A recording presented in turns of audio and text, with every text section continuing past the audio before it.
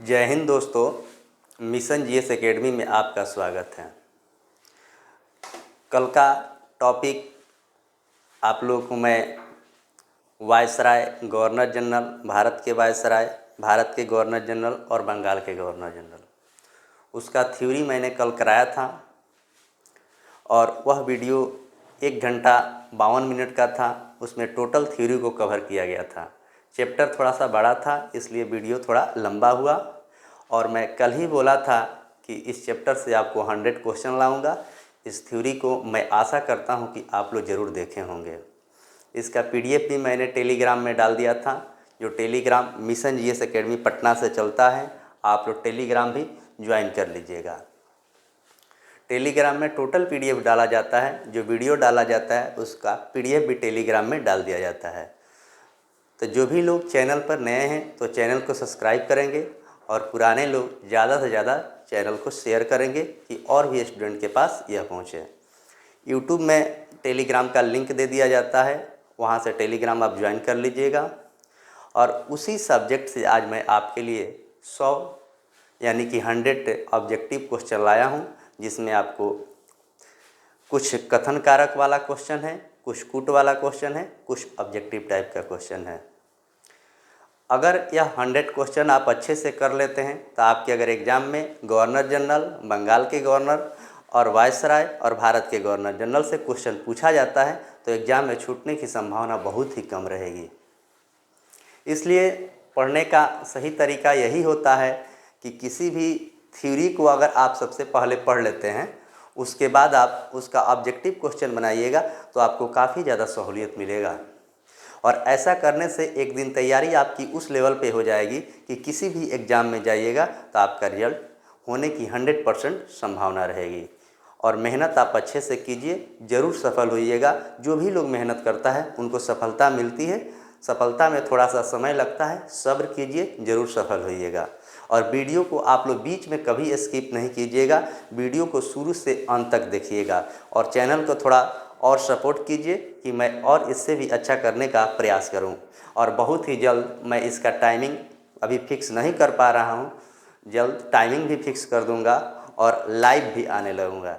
तो अभी recorded video कुछ दिन चलेगा, उसके बाद आपके सामने लाइव भी चलने लगेगा। और जैसा आप लोग का मांग रहेगा, एनसीईआरटी का भी सीरीज शुरू जल्द ही किया जाएगा, जिसमें 6 से 12 तक का आर्ट और साइंस दोनों का किया जाएगा और आप लोग इसे ज़रूर देखिएगा। तो थंबनेल देखकर आप लोग को पता ही चल गया होगा कि भारत के गवर्नर जनरल एवं वायसराय से महत्वपूर्ण 100 क्वेश्चन है, जो सभी प्रतियोगी परीक्षाओं के लिए है। तो मैं आशा करता हूं कि इस क्वेश्चन को अब शुरुआत किया जाए। आइए एक एक करके देखते हैं। पहला क्वेश्चन देखेंगे कि प्लासी का युद्ध 1757 के समय बंगाल का गवर्नर कौन था। तो मैंने इसका कल चर्चा किया था। तो प्लासी का युद्ध जो हुआ था ना, यह आपको 23 जून को हुआ था। 23 जून 1757, 23 जून 1757 प्लासी का युद्ध हुआ था। तो उसमें पूछा गया है कि बंगाल के गवर्नर जनरल कौन थे। तो 23 जून 1757 को जो युद्ध हुआ था, उस समय बंगाल के गवर्नर जनरल कौन थे। तो रॉबर्ट क्लाइव थे। रॉबर्ट क्लाइव थे बंगाल के गवर्नर जनरल। Robert Clive. बेंसीटाट की बात करें तो इसका भी मैंने आप लोग के सामने कल चर्चा किया था। एक बक्सर का युद्ध हुआ था 22 अक्टूबर 1764 को बक्सर का युद्ध हुआ था। उस समय गवर्नर जनरल कौन था। तो बेंसीटाट था। वारेन हेस्टिंग्स की बात करें तो द्वैध शासन को इन्होंने समाप्त किया था। क्या किया था। द्वैध शासन को समाप्त किया था। किसने। Warren Hastings. तो चलिए अगला क्वेश्चन देखेंगे। तो इसका आंसर क्या हो जाएगा। ऑप्शन बी करेक्ट आंसर है। क्वेश्चन नंबर 2 देखेंगे कि बंगाल में द्वैध शासन का जनक किसे माना जाता है। क्वेश्चन पूछा कि बंगाल में द्वैध शासन का जो जनक है, इसे किसको माना जाता है। वारेन हेस्टिंग्स को, लॉर्ड ब्लेजली को, रॉबर्ट क्लाइव को और लॉर्ड डलहौजी को। तो बंगाल में द्वैध शासन की बात करें तो रॉबर्ट क्लाइव को माना जाता है। द्वैत शासन के जनक कौन थे? तो रॉबर्ट क्लाइव थे। और वारेन हेस्टिंग्स के बारे में मैंने अभी ही चर्चा आपके सामने किया हूँ। लॉर्ड ब्लेजली की बात करें तो सहायक संधि किए थे लॉर्ड ब्लेजली। और लॉर्ड ब्लेजली के शासनकाल में ही चतुर्थ आंग्ल मैसूर युद्ध हुआ था। चतुर्थ आंग्ल मैसूर युद्ध जो 1799 में हुआ था, जिसमें टीपू सुल्तान मारा गया था। जिसमें क्या हुआ था? टीपू सुल्तान मारा गया था। लॉर्ड डलहौजी की बात किया जाए तो सबसे पहले 16 अप्रैल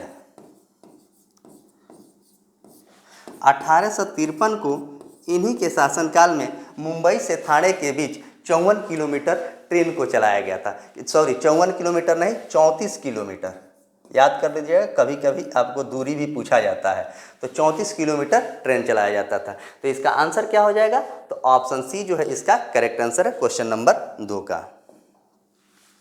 अगला क्वेश्चन नंबर 3। निम्नलिखित कथनों पर विचार कीजिए। और 1765 में पहला कथन है और इसमें सत्य कथन को चुनना है। कभी भी क्वेश्चन को आप अच्छे से पढ़िएगा। पूछा गया कि इसमें सत्य कथन कौन सा है? तो 1765 में इलाहाबाद की संधि शाह आलम द्वितीय एवं सुजाउद्दौला के साथ हुआ था। मैंने कल इसकी चर्चा थ्योरी में किया था। जो भी क्वेश्चन आपके सामने दिखेगा वह थ्योरी में चर्चा किया गया था, वही क्वेश्चन वहीं से दिया गया है। क्लाइव ने मुंगेर और बांकीपुर में सेना के केंद्र स्थापित किया था। मैंने कल बांकीपुर की चर्चा किया था कि यह बांकीपुर बिहार वाला नहीं है, यह बंगाल वाला बांकीपुर है। तो पूछा गया कि इसमें कौन सा कथन सही है? तो सही कथन का चयन करना है। तो ऑप्शन सी जो है इसका करेक्ट आंसर है, यानी कि दोनों कथन जो दिया गया है सही है। आइए अगला क्वेश्चन नंबर 4। बक्सर के युद्ध, डेट आप जरूर याद कर लीजिएगा, 22 अक्टूबर। बक्सर का युद्ध 22 अक्टूबर 1764 के किस गवर्नर के कार्यकाल में हुआ था? तो मैंने जब 2 नंबर क्वेश्चन बता रहा था, पहला क्वेश्चन ही बता रहा था, तो उसमें इसकी चर्चा मैंने किया। रॉबर्ट क्लाइव ने, वेंसीटाट ने, कार्टियर ने और वारेन हेस्टिंग्स ने। तो वेंसीटाट थे, उस समय कौन थे? वेंसीटाट थे बंगाल के गवर्नर जनरल। तो ऑप्शन 4 का आंसर हो जाएगा, क्वेश्चन 4 का आंसर हो जाएगा बी। वारेन हेस्टिंग्स की चर्चा कर ही दिया हूँ, रॉबर्ट क्लाइव का भी आपके सामने चर्चा किया गया है और कार्टियर का भी किया गया है। आइए क्वेश्चन नंबर 5। क्वेश्चन नंबर 5 कह रहा है 1770 में बंगाल का प्रसिद्ध भीषण अकाल किस गवर्नर के समय पड़ा था? पूछा गया कि 1770 में बंगाल में एक भयंकर अकाल आया था, उस समय बंगाल के गवर्नर जनरल कौन थे? क्वेश्चन नंबर 5 है और क्वेश्चन नंबर 5 के देखते हैं। कार्टियर थे, वेंसीटाट थे, जॉन शोर थे और कर्नवालिस थे। तो इसका आंसर की बात किया जाए तो कार्टियर थे। कार्टियर में एक यही महत्वपूर्ण घटना हुई थी जो 1770 में बंगाल में क्या आया था? अकाल आया था। वेंसीटाट के बाद चर्चा ही कर दिया हूँ। कर्नवालिस की बात करें तो 1793 में अस्थाई बंदोबस्त लॉर्ड कर्नवालिस के द्वारा लाया गया था। कब लाया गया था? तो 1793 में। 1793। अगला क्वेश्चन नंबर 7। बंगाल का अंतिम गवर्नर कौन था? जब मैं कल आप लोगों को थ्योरी पढ़ा रहा था तो सबसे पहले एग्जाम से रिलेटेड जो एग्जाम में क्वेश्चन पूछा जाता है हमेशा, इस चीज़ को मैंने चर्चा किया था। तो सबसे पहला पेज में यही था, बंगाल का अंतिम गवर्नर कौन था? वारेन हेस्टिंग्स था, रॉबर्ट क्लाइव था, लॉर्ड विलियम बेंटिंग था, सर जॉन शोर था। तो क्वेश्चन नंबर 6 है, तो बंगाल का अंतिम गवर्नर की बात करें तो वारेन हेस्टिंग्स था। और बंगाल के प्रथम गवर्नर की बात करें तो रॉबर्ट क्लाइव था। रॉबर्ट क्लाइव क्या था? प्रथम था और यह क्या थे? अंतिम थे। लॉर्ड विलियम बेंटिंग की बात करें तो सती प्रथा पर 1829 में इन्होंने प्रतिबंध धारा 17 के तहत लगाया था, लॉर्ड विलियम बेंटिंग। आइए अगला क्वेश्चन देखते हैं।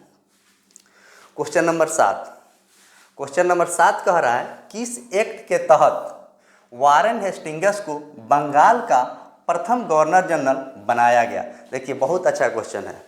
पूछा गया कि कौन से एक्ट के तहत बंगाल के गवर्नर जनरल बनाया गया वारेन हेस्टिंग्स को? 1784 की पिट्स इंडिया, 1773 के रेगुलेटिंग एक्ट, 1793 के चार्टर एक्ट, और ऑप्शन डी की बात करें तो 1813 के चार्टर एक्ट। तो इसका आंसर की बात करें तो इसका आंसर हो जाएगा ऑप्शन बी। 1773 के रेगुलेटिंग एक्ट के तहत इन्हें बंगाल के गवर्नर जनरल प्रथम बनाया गया था, और 1773 के रेगुलेटिंग एक्ट के तहत ही 1774 में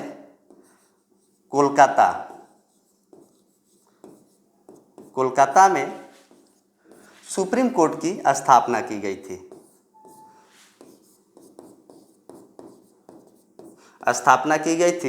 और उसका प्रथम मुख्य न्यायाधीश की बात करें तो सर एलिजा इम्पे थी। ये भी क्वेश्चन कई बार आपके एग्जाम में पूछा जा चुका है।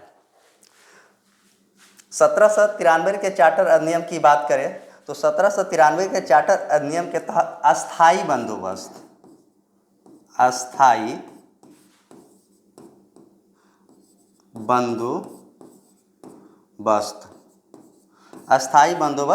लाया गया था लॉर्ड कॉर्नवालिस के तहत। और 1813 के चार्टर अधिनियम की बात किया जाए तो प्रतियोगी परीक्षा पर 1 लाख रुपया खर्च करने की, मतलब शिक्षा पर 1 लाख रुपया खर्च करने की बात कही गई थी 1813 के चार्टर अधिनियम के तहत। और 1813 के चार्टर अधिनियम के तहत ही आंशिक रूप से चीन के साथ व्यापार को बंद किया गया था, आंशिक रूप से। ये भी क्वेश्चन आपको बिहार दरोगा में पूछा जा चुका है। क्वेश्चन नंबर 8 देखेंगे। कोलकाता में प्रथम मदरसा की स्थापना 1781 में किसके द्वारा किया गया था? ये भी क्वेश्चन आपके एग्जाम में बहुत बार पूछा गया है। प्रथम मदरसा की स्थापना किसके द्वारा किया गया था? Sir William Jones, Warren Hastings, Jonathan Duncan और चार्ल्स विल्किंसन। तो यह किसके द्वारा किया गया है? तो यह जो किया गया है वारेन हेस्टिंग्स के द्वारा किया गया था। वारेन हेस्टिंग्स, उस समय वारेन हेस्टिंग्स ही थे।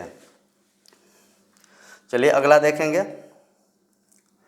1784 में एशियाटिक सोसाइटी ऑफ बंगाल की स्थापना किसने किया था? वारेन हेस्टिंग्स ने, सर विलियम्स जोन्स ने, चार्ल्स विल्किंसन ने और मैकाले ने। तो 1784 में किसने किया था, यह बात आपसे पूछा गया है।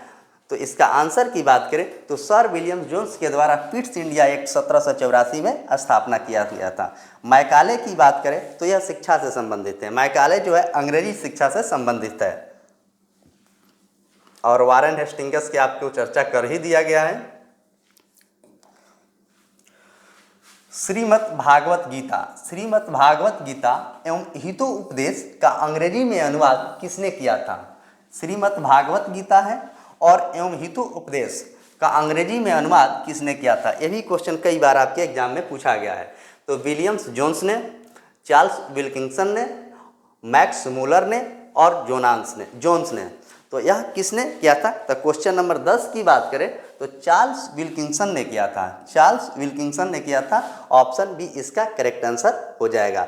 और अभिज्ञान शकुंतलम का भी किसने किया था? अंग्रेजी में अनुवाद। आप लोग कमेंट बॉक्स में कमेंट करके बताइएगा अभिज्ञान शकुंतलम का किसने किया था। तो आप लोग कमेंट और लाइक करना नहीं भूलेंगे और ज़्यादा से ज़्यादा शेयर कीजिएगा, कमेंट कीजिएगा। उससे पता चलेगा कि क्या कमियां हैं, उस कमियों को दूर किया जाएगा। अगला आइए। अगला में 2 ऑप्शन टाइपिंग नहीं हो पाया है लेकिन आपको हम बता रहे हैं।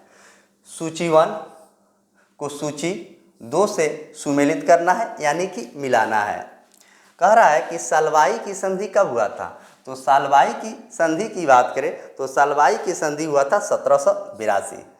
सालवाई की संधि कब हुआ था? 1782। तो एक इसमें है। मंगलौर के संधि 1784, ये भी सही है। पिट्स इंडिया एक्ट 1784 और एशियाटिक सोसाइटी की बात करें तो ये भी 1784। तो जो दिया गया है सीधे सीधे दिया गया है, तो ऑप्शन ए जो है इसका करेक्ट आंसर है। तो आप लोग याद कर लीजिएगा, ये पूछता है आपके एग्जाम में। सालवाई की संधि 1782 में हुआ था, मंगलौर की संधि 1784 में, जो दूसरा आंग्ल मैसूर युद्ध हुआ था। पिट्स इंडिया की बात करें तो 1784 में, और एशियाटिक सोसाइटी की बात करें तो 1784 में। तो सही कूट ऑप्शन ए हो जाएगा, ए का 1, बी का 2 और सी का 3। तो क्वेश्चन नंबर 11 का आंसर हो जाएगा ए। आइए 12 नंबर क्वेश्चन देखते हैं। 12 नंबर क्वेश्चन क्या कह रहा है? घेरे की नीति, घेरे की नीति पॉलिसी ऑफ रिंग फेंस का संबंध किससे है?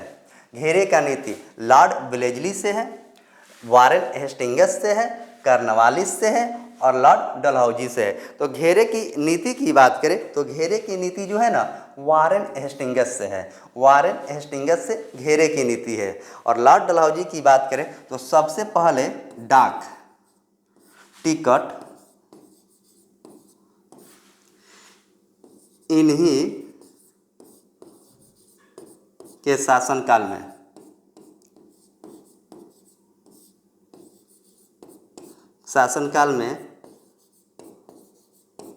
चलाया गया था।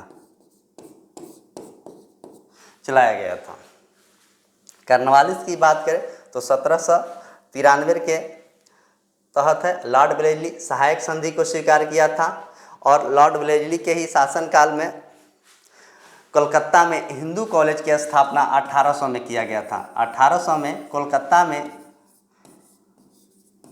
हिंदू कॉलेज की स्थापना की गई थी। आइए अगला क्वेश्चन देखेंगे, क्वेश्चन नंबर 13। क्वेश्चन नंबर 13 कह रहा है किस गवर्नर जनरल पर ब्रिटेन पहुंचने पर एडमंड बर्क के द्वारा, यह जरूर याद कीजिएगा, एडमंड बर्क के द्वारा महाभियोग चलाया गया था। Robert Clive, Warren Hastings, Cornwallis और लॉर्ड ब्लेजली। तो किस पे चलाया गया था यह बात आपसे पूछा गया है। तो कुछ समय आप लोग को देता हूं, आप लोग ही इसे बनाइएगा। जब लाइव आऊँगा तो उसमें आप लोग कमेंट करके आंसर बताइएगा। अभी मैं लाइव नहीं हूं इसलिए कुछ समय भी दे रहा हूं, तो बनाइएगा। तो क्या हो जाएगा? वारेन हेस्टिंगस पर चलाया गया था। और द्वैत शासन का जनक किसको कहा जाता है? रॉबर्ट क्लाइव को।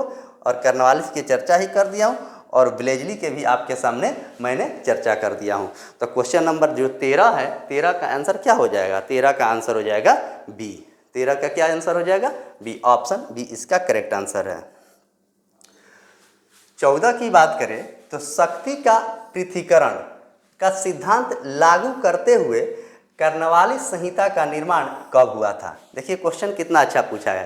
क्वेश्चन पूछा है कि शक्ति का पृथक्करण का सिद्धांत लागू करते हुए कर्नवालिस संहिता का निर्माण कब हुआ था? 1786 में, 1793 में, 1790 में और 1805 में। तो इसका आंसर की बात किया जाए तो इसका आंसर हो जाएगा 1793 में किया गया था। उस समय भारत के गवर्नर जनरल कौन थे? तो लॉर्ड कर्नवालिस थे। बंगाल के गवर्नर जनरल कौन थे? तो लॉर्ड कर्नवालिस थे। भारत के नहीं, बंगाल के गवर्नर जनरल लॉर्ड कर्नवालिस थे। आइए अगला की बात करें तो भारत में नागरिक सेवा यानी कि सिविल सर्विस तथा पुलिस व्यवस्था का जनक किसे माना जाता है? नागरिक सेवा तथा पुलिस सेवा के जनक किसे माना जाता है? वारेन हेस्टिंगस को, लॉर्ड कर्नवालिस को, लॉर्ड विलियम बेंटिंग को और लॉर्ड डलहौजी को। तो पुलिस सेवा का जो जनक है ना वह लॉर्ड कर्नवालिस को माना जाता है। किसको माना जाता है? लॉर्ड कर्नवालिस को माना जाता है। लॉर्ड विलियम बेंटिंग की बात करें तो ठगी प्रथा को 1830 में स्लीमेन की सहायता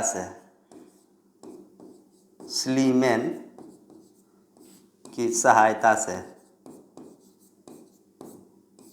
समाप्त किया था।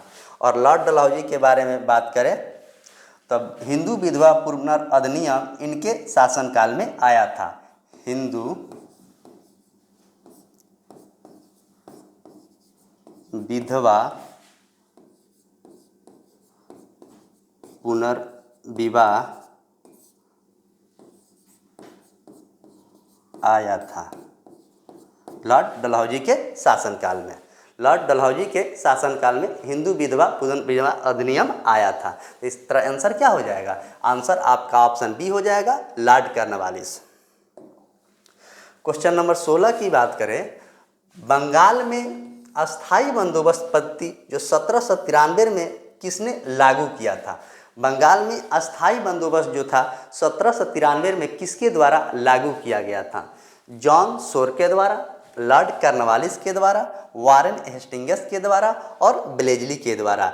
तो यह जो किया गया था ना, तो 1793 में लॉर्ड कॉर्नवालिस के द्वारा किया गया था। और 1793 में तीसरा आंग्ल मैसूर युद्ध हुआ था, 90 से 92 में हुआ था। और यह किस संधि के तहत समाप्त हुआ था? तो यह आपको कमेंट बॉक्स में आप लोग कमेंट करके बताइएगा कि कौन से संधि के तहत समाप्त हुआ था। और 4 टोटल युद्ध हुआ है। एक 1767 में हुआ है, प्रथम आंग्ल मैसूर युद्ध। दूसरा आपको 80 से 84 मंगलौर के संधि के तहत समाप्त हुआ था। और तीसरा आपको अभी बताया ही गया। और चौथा की बात करें तो 1799 में श्रीरंगपट्टनम, तीसरा हुआ है श्रीरंगपट्टनम के संधि में। और चौथा की बात करें तो 1799 में टीपू सुल्तान मारा गया था। क्या हुआ था? टीपू सुल्तान मारा गया था 1793 में। तो इस तरह इसका आंसर क्या हो जाएगा? इसका आंसर की बात करें तो ऑप्शन बी इसका करेक्ट आंसर है। क्वेश्चन नंबर 17, वह एकमात्र गवर्नर जनरल कौन है जिसकी समाधि भारत के गाजीपुर यूपी में स्थित है? इसका भी मैंने कल अच्छे तरीक़ा से आपको चर्चा किया था। Lord ब्लेजली, Lord Cornwallis, Warren Hastings और लॉर्ड मिंटो। तो इसकी बात करें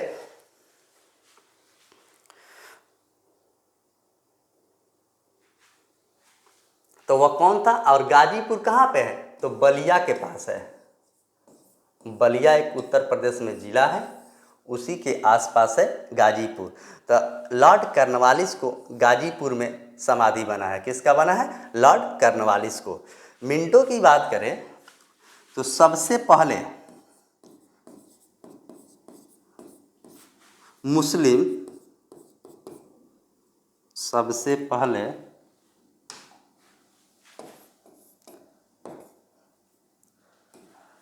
सांप्रदायिक निर्वाचन की बात किया गया था।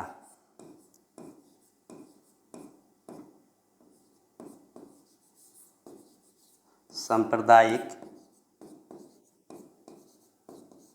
निर्वाचन की बात किया गया था, जिसमें मुस्लिम वोट देने की बात कही गई थी।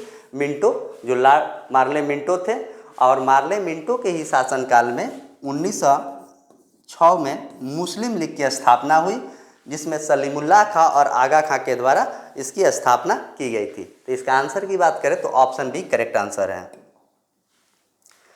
अहस्तक्षेप की नीति, पॉलिसी ऑफ नॉन इंटरवेंशन के लिए कौन से प्रसिद्ध हैं? अहस्तक्षेप की नीति, sir John Shore, Lord ब्लेजली, Lord Cornwallis और लॉर्ड डलहौजी। तो अहस्तक्षेप की नीति की बात करें तो सर जॉन शोर थे।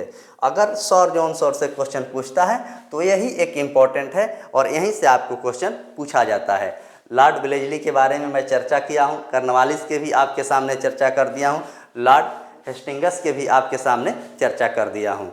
तो सब ऑप्शन को चर्चा करना सभी क्वेश्चन में एक ही टॉपिक से संभव नहीं है। आइए अगला देखते हैं। सहायक संधि जो है की नीति का प्रारंभ किसने किया था? सब्सिडरी एलियंस की नीति, वही सहायक संधि का नीति का प्रारंभ किसने किया था? तो लॉर्ड कॉर्नवालिस ने, लॉर्ड ब्लेजली ने, लॉर्ड डलहौजी ने और लॉर्ड रिपन ने। तो सहायक संधि आपको बहुत पहले हम बता दिए हैं। सहायक संधि जो है ना, लॉर्ड ब्लेजली सहायक संधि लॉर्ड ब्लेजली से ने प्रारंभ किया था। लॉर्ड कॉर्नवालिस की बात करें तो 1793 में अस्थाई बंदोबस्त की बात किया था। और लॉर्ड डलहौजी में आइए एक और बात आपको बताते हैं। लॉर्ड डलहौजी में प्रतियोगी परीक्षा की शुरुआत किया गया था। प्रतियोगी परीक्षा की शुरुआत लॉर्ड डलहौजी के शासनकाल में, रेल, डाक, तार सब इन्हीं के शासनकाल में चलाया गया था। और लॉर्ड रिपन की बात करें तो नियमित रूप से जनगणना जो हुआ था, नियमित रूप से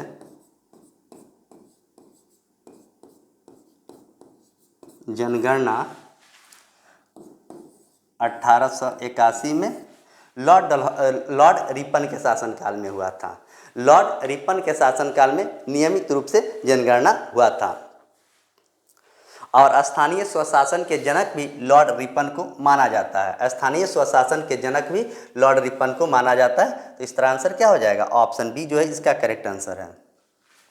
सहायक संधि स्वीकार करने वाला पहला राज्य या शासक कौन था? कल मैं इसका चर्चा किया हूँ। सहायक संधि का स्वीकार करने वाला पहला राज्य या शासक कौन था? अवध का नवाब, हैदराबाद के निजाम, मैसूर के राजा और पेशवा। तो क्वेश्चन नंबर 20 की बात करें तो क्वेश्चन नंबर 20 का आंसर हो जाएगा हैदराबाद के निजाम। हैदराबाद का निजाम जो था वह 1798 में ही सहायक संधि पर स्वीकार कर लिया था। और उस समय कौन थे? तो वेलेजली थे। कौन थे? वेलेजली थे। कौन थे उस समय गवर्नर जनरल बंगाल के? तो लॉर्ड वेलेजली थे। लॉर्ड वेलेजली थे। तो इसका आंसर क्या हो जाएगा? ऑप्शन बी इसका करेक्ट आंसर हो जाएगा। ऑप्शन बी करेक्ट आंसर हो जाएगा। आइए 21 नंबर क्वेश्चन कह रहा है चतुर्थ आंग्ल मैसूर युद्ध जो 1793 में टीपू सुल्तान की मृत्यु के समय गवर्नर जनरल कौन था? इसका भी मैं चर्चा एक्सप्लेनेशन में अभी जस्ट किया हूँ। जो 1799 में चतुर्थ आंग्ल मैसूर युद्ध हुआ था उस समय बंगाल के गवर्नर जनरल कौन थे? Lord Cornwallis, Lord Wellesley, Lord Hastings और सर जॉन शोर। तो इसका आंसर क्या हो जाएगा? आपको ऑप्शन बी हो जाएगा, लॉर्ड वेलेजली थे।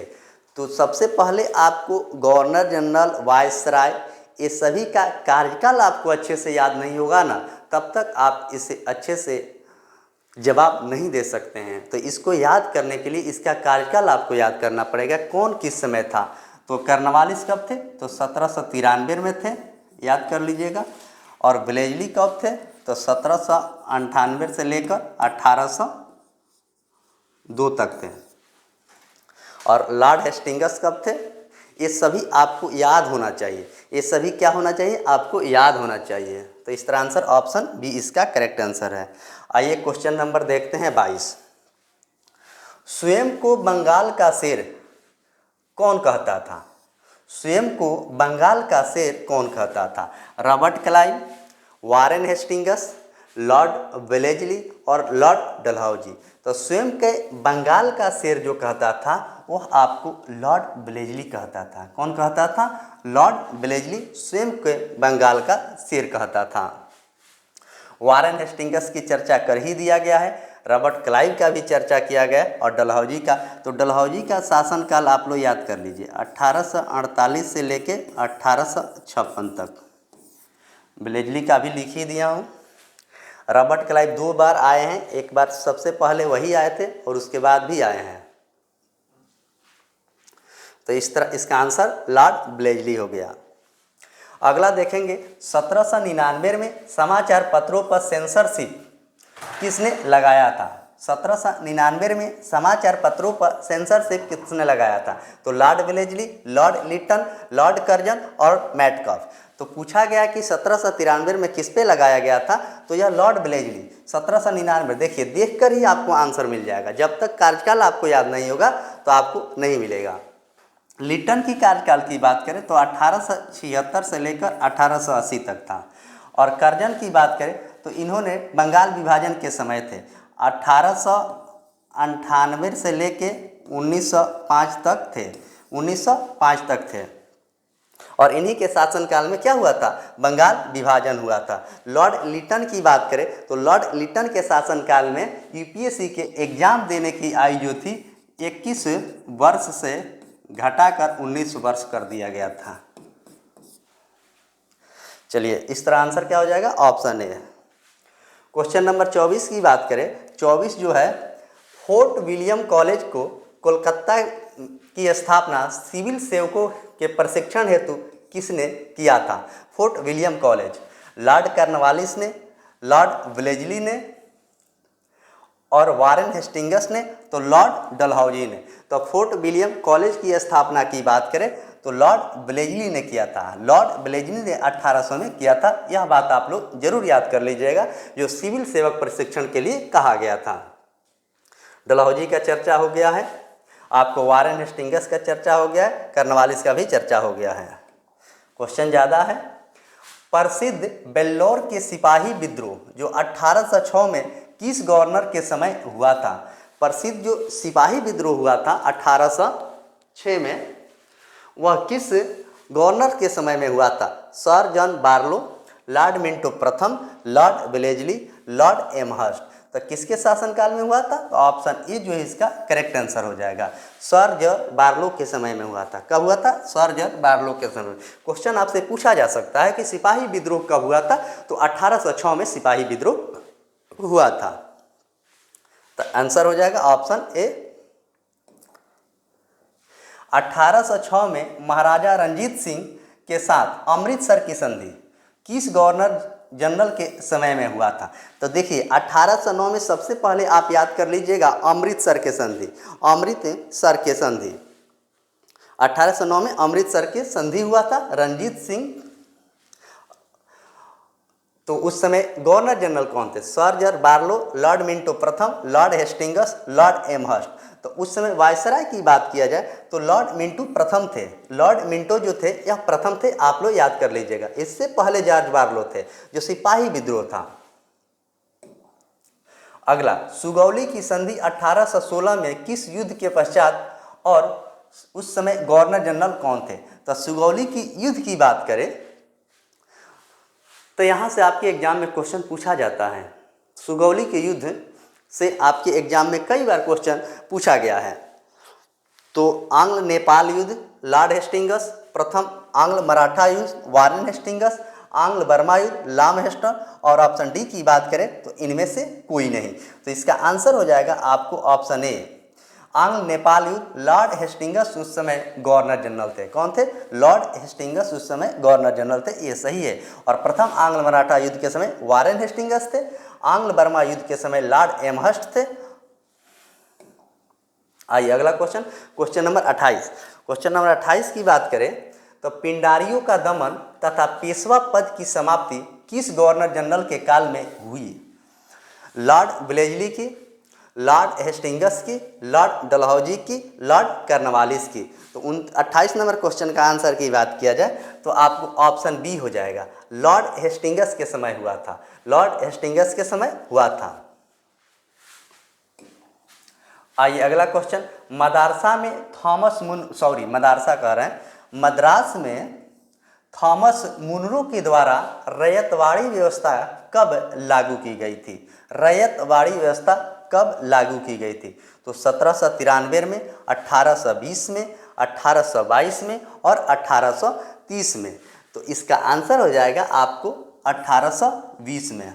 थॉमस मुनरो ने रैयतवाड़ी की व्यवस्था की थी। और 1822 की बात करें तो हॉल्ट मैकेंजी ने किया था। हॉल्ट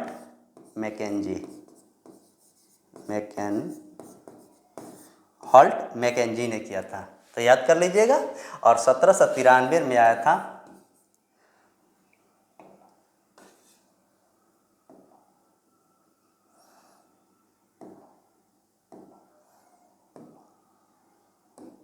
अस्थाई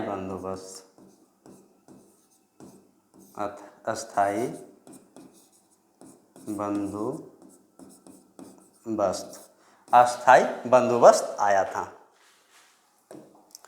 अगला देखेंगे, पंजाब और मध्य भारत में महलवाड़ी व्यवस्था का जनक किसे माना जाता है?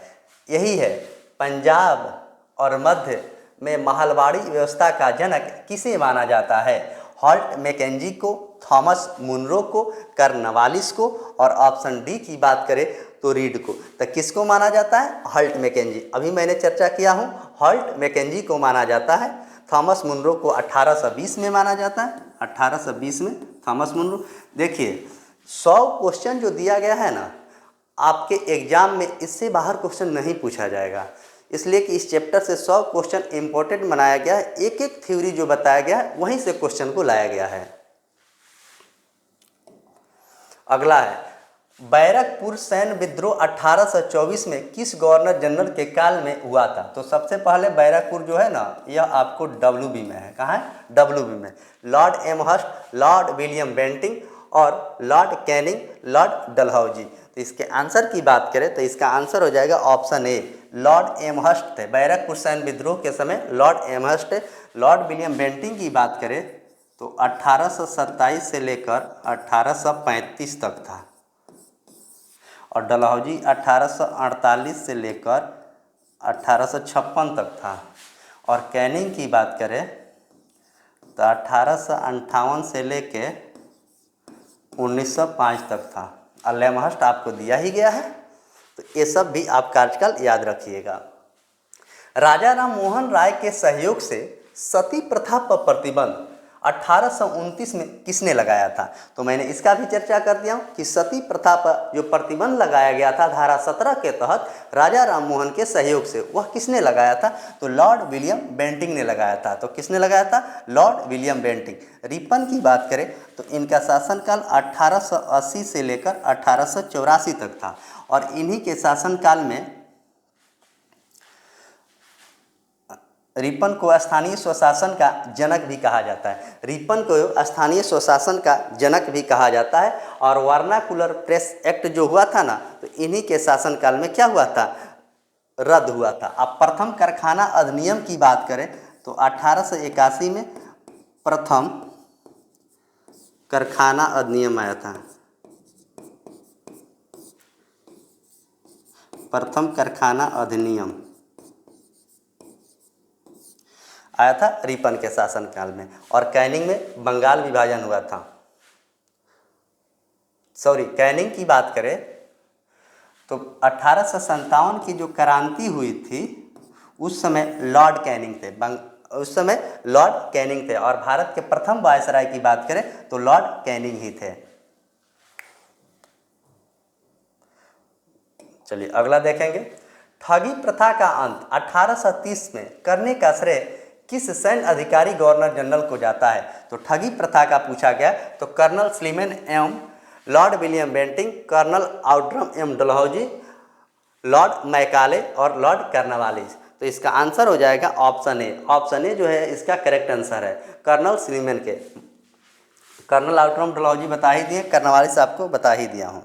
क्वेश्चन नंबर 34 कह रहा है 1833 के चार्टर एक्ट के तहत भारत का प्रथम गवर्नर जनरल कौन बना था? यह एकदम VVI है।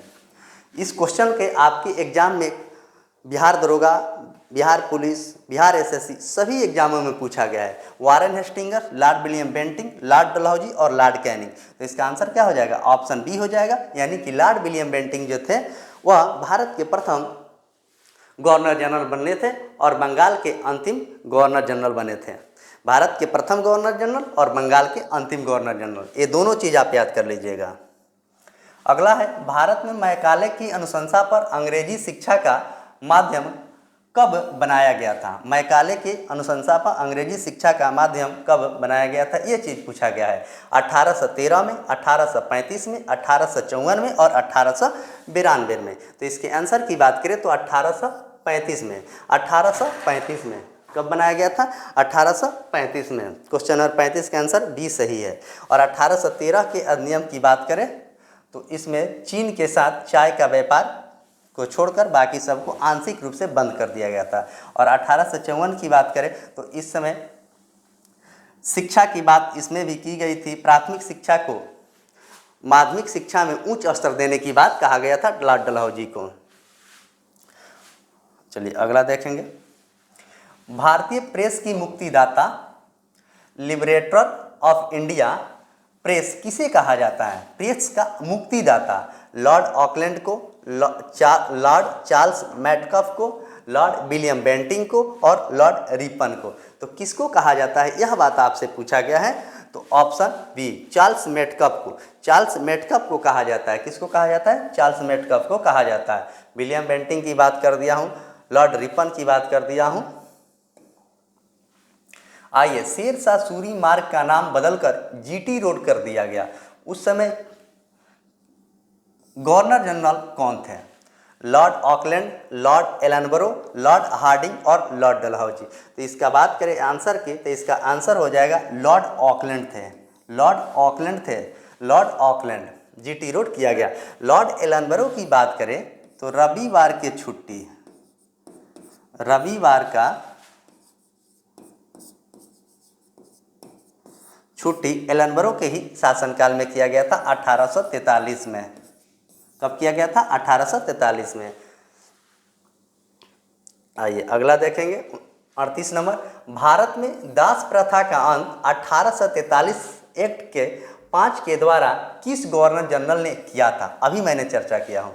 लॉर्ड ऑकलैंड ने, लॉर्ड एलनबरो ने, लॉर्ड हार्डिंग ने और लॉर्ड डलहौजी ने। तो इसका आंसर क्या हो जाएगा? तो लॉर्ड एलनबरो के द्वारा किया गया था, लॉर्ड एलनबरो के द्वारा किया गया था। 38 का आंसर हो जाएगा ऑप्शन बी। ऑकलैंड का चर्चा हो गया, हार्डिंग प्रथम का चर्चा हो गया। ओल्ड मैन इन हरी के उपनाम से किसे जाना जाता है जिसने सिंध का विलय 1843 में किया है?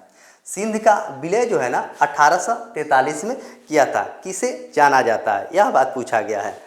तो लॉर्ड एलनबरो को, नेपियर को, लॉर्ड हार्डिंग को, लॉर्ड ऑकलैंड को। तो इसका आंसर की बात किया जाए तो इसका आंसर हो जाएगा लॉर्ड एलनबरो को। आपको डेट देखकर ही, ईयर देखकर ही आंसर आप छांट सकते हैं, जब आपको ये सब याद रहेगा तब।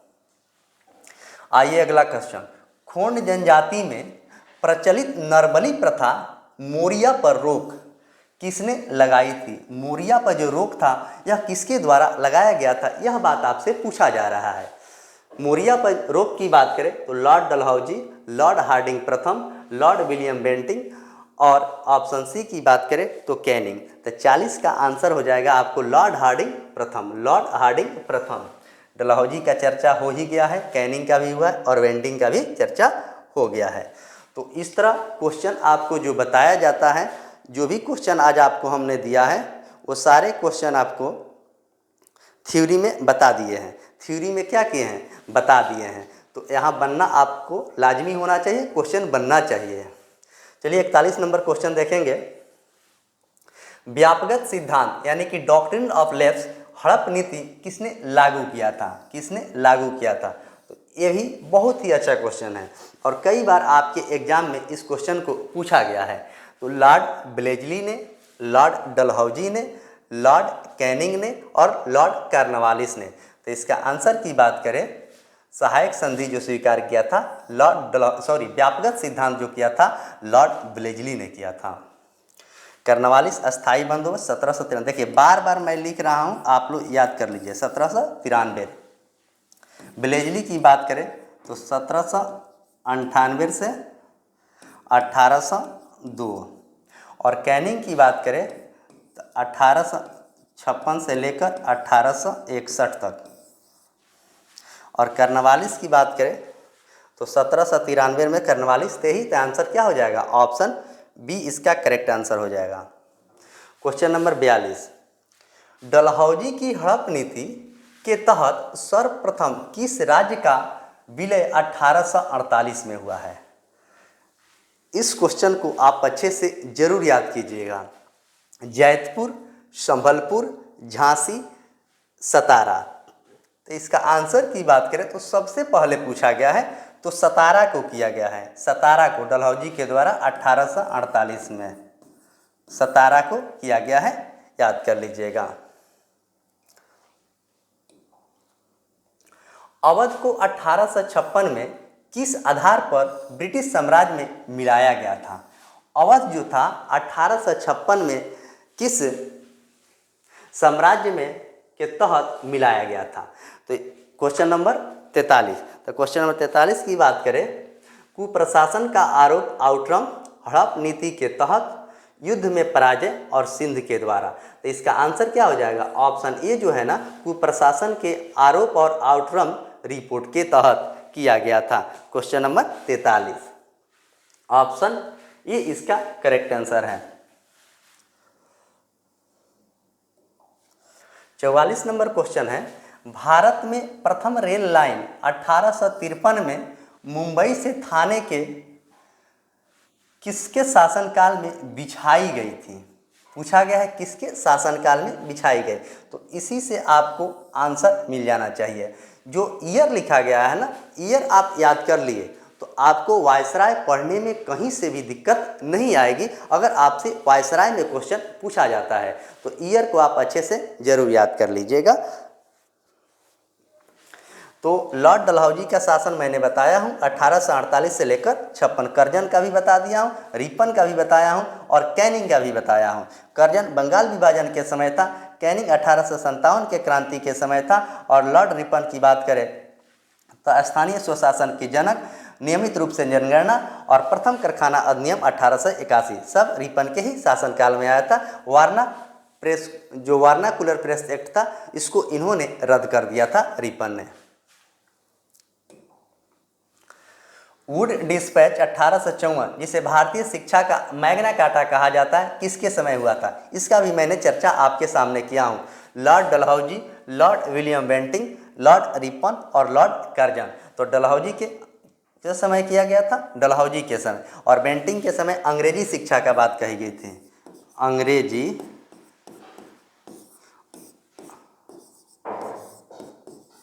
अंग्रेजी शिक्षा की बात कही गई थी। और लॉर्ड कर्जन आपको पता ही है, लॉर्ड रिपन भी आपको पता है।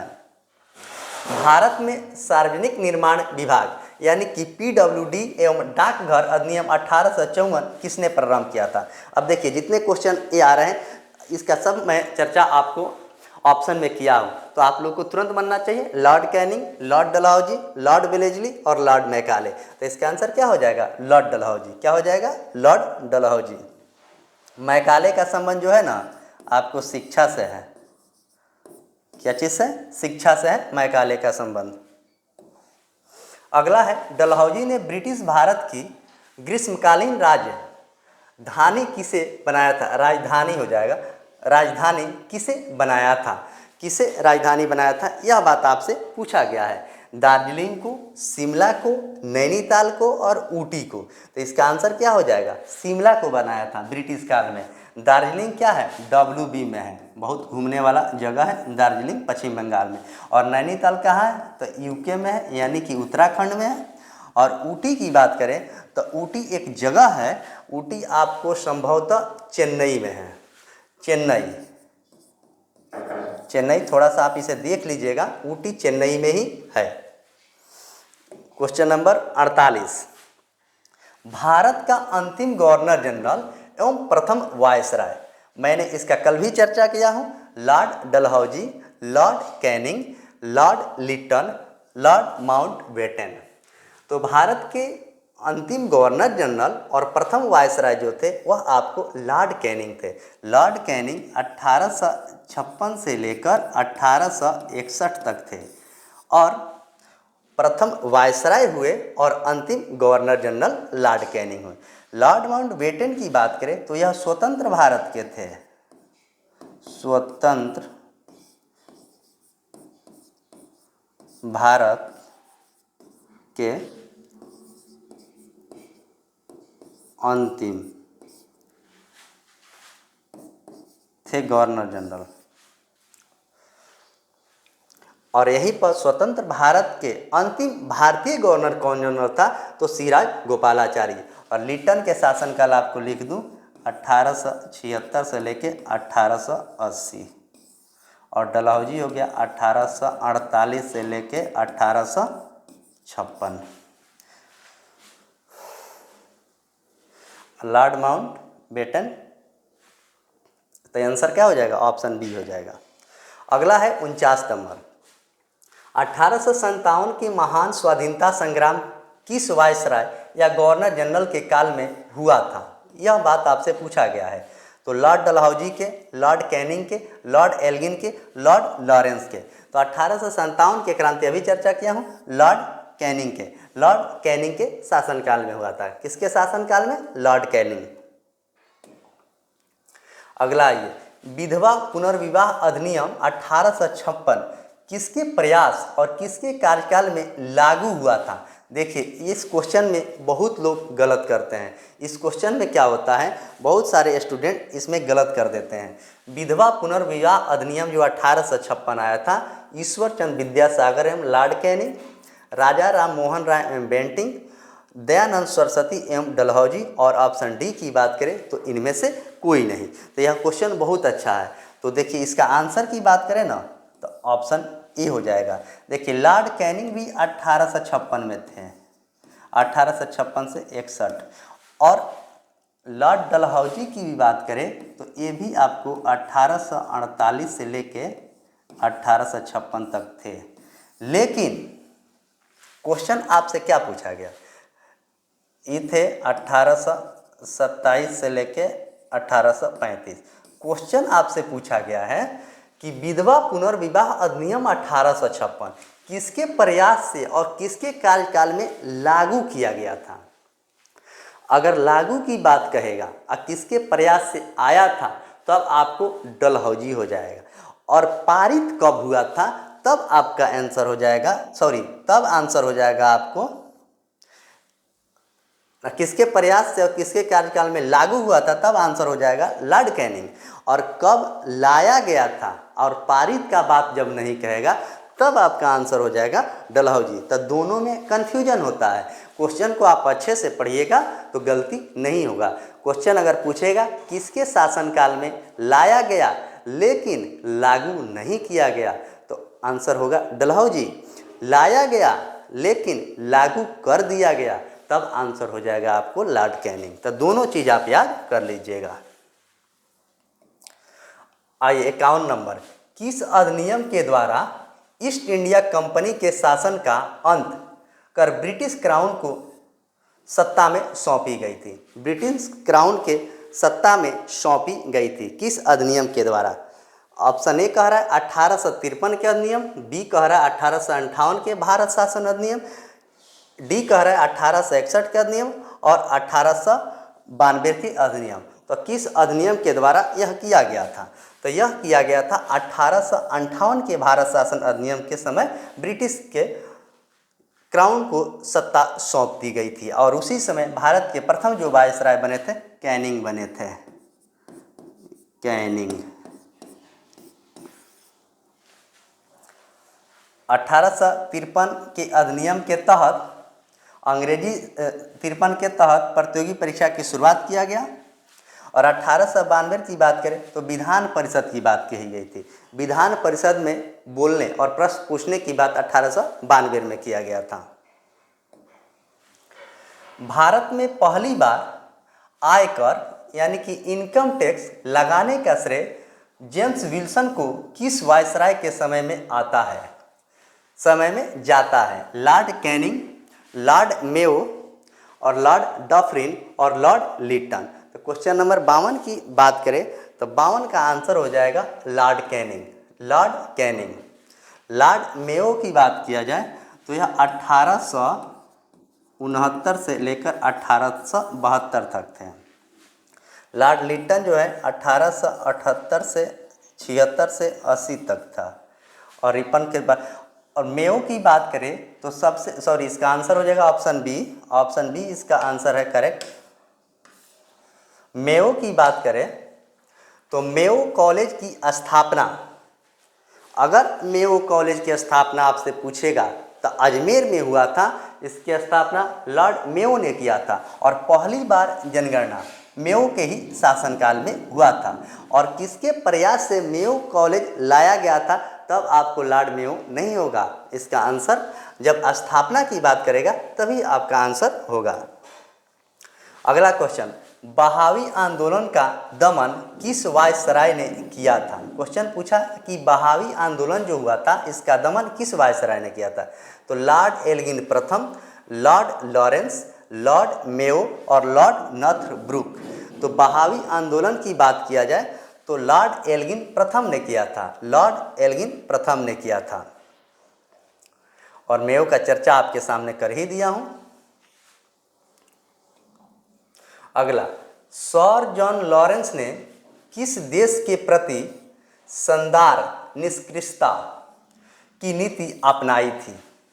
बर्मा, नेपाल, अफगानिस्तान और तिब्बत किसके प्रति अपनाई थी, यह बात पूछा गया है। तो तो अफगानिस्तान के प्रति अपनाई थी। अफगानिस्तान, भारत का सीमा सबसे कम अफगानिस्तान के साथ ही लगता है और सबसे ज़्यादा सीमा किसके साथ लगता है, तो 4096 जो है यह आपको बांग्लादेश के साथ लगता है, बांग्लादेश।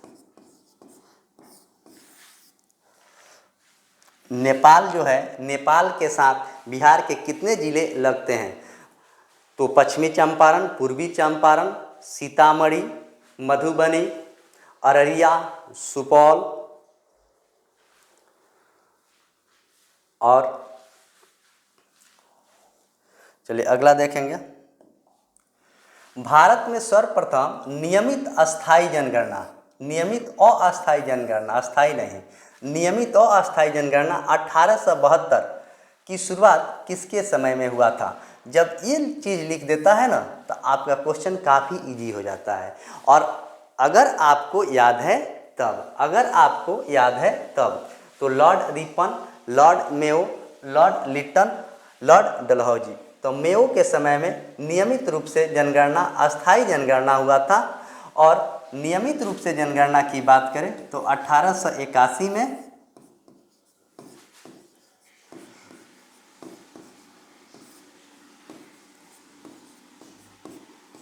नियमित रूप से जनगणना हुई थी रिपन के शासनकाल में। तो इसका आंसर क्या हो जाएगा, ऑप्शन बी इसका करेक्ट आंसर हो जाएगा।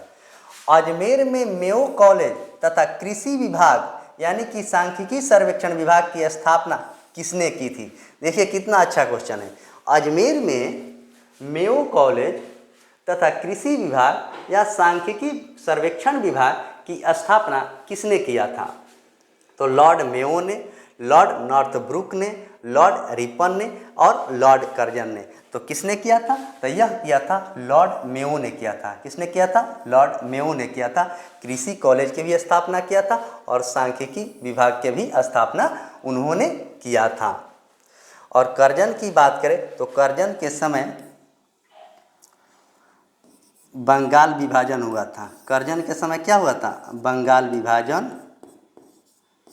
और फ्रेजर आयोग का भी गठन हुआ था, विश्वविद्यालय का भी हुआ था, पुलिसिया आयोग का भी हुआ था कर्जन के ही समय में। आइए क्वेश्चन नंबर 57 कहेंगे, देखेंगे। वह एकमात्र वायसराय कौन था जिसकी हत्या अंडमान यानी कि पोर्ट ब्लेयर के अफगान कैदियों के द्वारा चाकू मारकर किया गया था। कल मैंने इसकी चर्चा किया था, चाकू मारकर कर दिया गया था। वह कौन था, यह बात पूछा गया है। तो लॉर्ड हार्डिंग था, लॉर्ड मेयो, ऑप्शन सी की बात करें तो लॉर्ड एल्गिन, और ऑप्शन डी की बात करें तो लॉर्ड लिटन। तो इसका आंसर क्या हो जाएगा, लॉर्ड मेयो। लॉर्ड मेयो था जिनकी हत्या पोर्ट ब्लेयर के निरीक्षण में निकले थे। एक शेर अली था और शेर अली के द्वारा उन्हें चाकू मारकर हत्या कर दिया गया था। कौन था वो, शेर अली था, याद कर लीजिएगा, कभी कभी आपका नाम भी पूछा जा सकता है। क्वेश्चन नंबर 58, पंजाब का प्रसिद्ध कूका विद्रोह किस वायसराय के शासनकाल में हुआ था। कूका विद्रोह जो हुआ था पंजाब में किस वायसराय के शासनकाल में हुआ था। नॉर्थब्रुक 1872 से 76, लॉर्ड मेयो 1869 से 72, मैं बार बार लिख रहा हूँ, इसे आप लोग याद कर लीजिएगा। लॉर्ड रिपन 1880 से 1884, लॉर्ड डफरिन 1884 से लेकर 1888 तक। तो इसका आंसर की बात किया जाए तो लॉर्ड नॉर्थब्रुक है। आंसर क्या है, लॉर्ड नॉर्थब्रुक है। तो ऑप्शन ए इसका करेक्ट आंसर है। लॉर्ड मेयो का भी शासनकाल लिख दें और रिपन। अब आइए डॉफरिन के बारे में कुछ बताता हूँ। 28 दिसंबर 1885 को कांग्रेस की स्थापना मुंबई के ग्वालियर टैंक में हुआ था, जिसमें 72 सहयोगी थे। कितने थे, 72 सहयोगी थे। और कांग्रेस के प्रथम अध्यक्ष कौन थे, तो कांग्रेस के प्रथम अध्यक्ष कौन थे, आप लोग बताइए। कांग्रेस के प्रथम अध्यक्ष कौन थे, कांग्रेस के प्रथम अध्यक्ष कौन थे, आप लोग कमेंट बॉक्स में कमेंट करके बताइएगा। और मुस्लिम अध्यक्ष बदरुद्दीन तैयब से आप लोग याद कर लीजिए। क्वेश्चन नंबर 59 की बात करें, ओवन मेरेडिथ के नाम से साहित्य जगत में कविताएं, निबंध लिखने वाला वायसराय कौन था। तो लॉर्ड रिपन था, लॉर्ड लिटन था, लॉर्ड डॉफ्रिन था और लॉर्ड कर्जन था। तो बताइए आप लोग कौन था? तो वह जो था ना आपको लॉर्ड लिटन था। कौन था? लॉर्ड लिटन जो था ओवन मेरेडिथ के नाम से साहित्य जगत के कविताएं निबंध लिखने वाला वायसराय था। कर्जन का चर्चा हो चुका है, डॉफ्रिन का भी चर्चा हो चुका है और रिपन का भी चर्चा हो चुका है। आइए अगला क्वेश्चन, क्वेश्चन नंबर 60। भारतीय समाचार पत्रों पर प्रतिबंध लगाने हेतु वर्नाकुलर प्रेस एक्ट 1878 में किसने पारित किया था? देखिए वर्नाकुलर प्रेस एक्ट है ना, इससे दो क्वेश्चन पूछा जाता है, किसके समय आपको पारित किया गया था और किसके समय पारित किया गया था और किसके समय रद्द किया गया था। यही क्वेश्चन आपसे पूछा जाता है।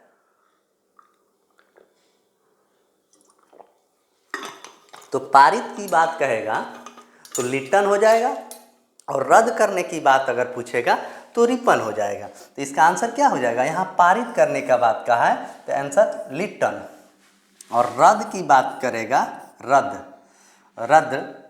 रद्द की बात करेगा तो रिपन। और डॉफ्रिन की चर्चा हो ही गई है, लॉर्ड कैनिंग का भी चर्चा हो गया है।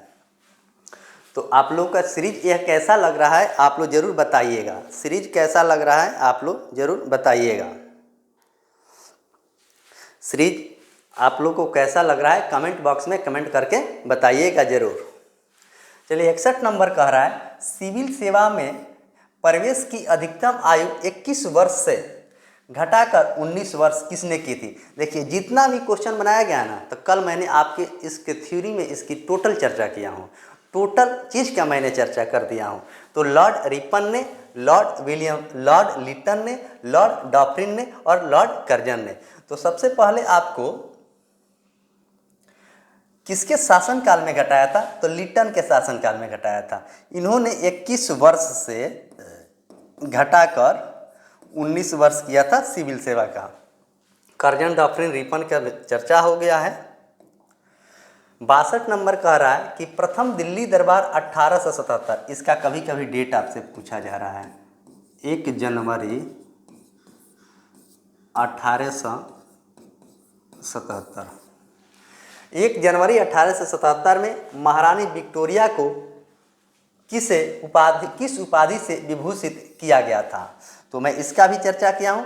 भारत के सामग्री से, केसर हिंद से, नाइटहुड से और इनमें से कोई नहीं। तो इसका आंसर क्या हो जाएगा? केसर हिंद से किया गया था। उस समय कौन थे भारत के वायसराय? तो भारत की वायसराय की बात करें तो उस समय थे लॉर्ड लिटन। जब शासनकाल आपको याद रहेगा तो आपको वायसराय याद रहेगा, गवर्नर जनरल याद रहेगा। जब वो नहीं याद रहेगा तो आपको हमेशा कन्फ्यूजन होगा और आंसर गलती होने की हमेशा संभावना रहेगी। तो क्वेश्चन नंबर अगला देखेंगे 63 नंबर। भारत में स्थानीय स्वशासन का जनक, father of local self government किसे कहा गया जाता है? तो स्थानीय स्वशासन के जनक भी आपके सामने मैं चर्चा किया हूँ, लॉर्ड लिटन, लॉर्ड रिपन और लॉर्ड कर्जन। और ऑप्शन डी की बात करें तो लॉर्ड डलहौजी। तो इसका आंसर हो जाएगा ऑप्शन बी। लॉर्ड रिपन जो है स्थानीय स्वशासन के क्या हैं? जनक हैं। स्थानीय स्वशासन के जनक हैं। प्रथम कारखाना अधिनियम आया था, वर्नाकुलर प्रेस एक्ट को इन्होंने रद्द किया था और 1881 में नियमित रूप से जनगणना भी इन्हीं के शासनकाल में हुई थी। लिटन की चर्चा कर ही दिया हूँ, कर्जन भी चर्चा हुआ, डलहौजी का भी काफ़ी चर्चा हो गया है। आइए अगला, कुख्यात वर्नाकुलर प्रेस एक्ट को 1882 में किसने रिपेल मतलब रद्द कर दिया? किसने रद्द कर दिया? लॉर्ड रिपन ने, लॉर्ड लिटन ने, लॉर्ड डॉफ्रिन ने और लॉर्ड मिंटो ने। तो इस क्वेश्चन को आप लोग को देखते हैं, आंसर दे देना चाहिए। इसको रद्द किया था रिपन, लाया था किसने? लिटन, लाया था लिटन और रद्द किया था रिपन। और डॉफ्रिन हो गया है। अगला है, भारत में 1881 में नियमित दशकीय जनगणना की शुरुआत किसके कार्यकाल में हुई थी? तो देखिए यहाँ भी कार्यकाल पूछा गया, किसके कार्यकाल में हुई थी? इसका भी चर्चा मैंने आपके सामने किया हूँ। 1881 में जो नियमित रूप से जनगणना हुआ था यह आपको लॉर्ड रिपन के शासनकाल में 1881 में हुआ था। और लॉर्ड मेयो की बात करें तो इसमें सबसे पहले जनगणना हुआ था 1872 में, जो कि नियमित रूप से हुआ लेकिन अस्थायी था। क्या था? अस्थायी था। लॉर्ड कर्जन की बात करें तो जातीय जनगणना हुआ था इनके शासनकाल में, जातीय जनगणना हुआ था कर्जन के शासनकाल में। तो आंसर क्या हो जाएगा? ऑप्शन बी इसका करेक्ट आंसर हो जाएगा। क्वेश्चन नंबर 67, प्राथमिक एवं माध्यमिक शिक्षा में सुधार हेतु हंटर आयोग 1882 का गठन किसने किया था? हंटर आयोग 1882 का गठन किसने किया था? लॉर्ड रिपन ने, कर्जन ने, लॉर्ड डॉफरिन ने और लॉर्ड लिट्टन ने। तो इसका आंसर हो जाएगा आपको ऑप्शन ए, लॉर्ड रिपन ने 1882 में किया था, लॉर्ड रिपन। अगला क्वेश्चन नंबर 67 देखेंगे। क्वेश्चन नंबर 67 क्या कह रहा है? यूरोपियों के विरोध भारतीय न्यायाधीश को अधिकार देने वाला इल्बर्ट बिल विवाद 1883-84 किसके शासनकाल में संबंधित है? देखिए, ये देखकर ही आपको पता हो जाना चाहिए कि इसका आंसर क्या है, देखते ही आंसर इस सबको लगाना चाहिए। तो इसका आंसर की बात करें तो ऑप्शन ए इसका करेक्ट आंसर हो जाएगा, लॉर्ड रिपन। लिटन, मिटन और डॉफरिन सबकी चर्चा कर दिया हूँ। क्वेश्चन नंबर 68, फ्लोरेंस से नाइटिंगेल ने किसे भारत के उदारक की संज्ञा दिया था? किसे भारत की उदारक की संज्ञा दिया था? यह क्वेश्चन बहुत ही इंपॉर्टेंट है। यह क्वेश्चन जो है ना बहुत इंपॉर्टेंट है। इस क्वेश्चन को आप अच्छे से जरूर याद कीजिएगा। इस क्वेश्चन को एग्जाम में पूछा जाता है। लॉर्ड रिपन को, लॉर्ड विलियम बेंटिंग को, राजा राम मोहन राय को और गोखले को।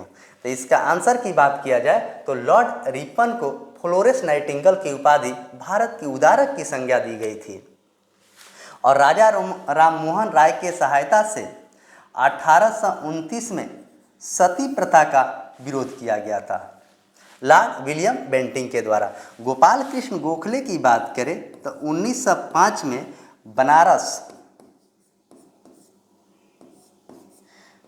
बनारस में कांग्रेस की अध्यक्षता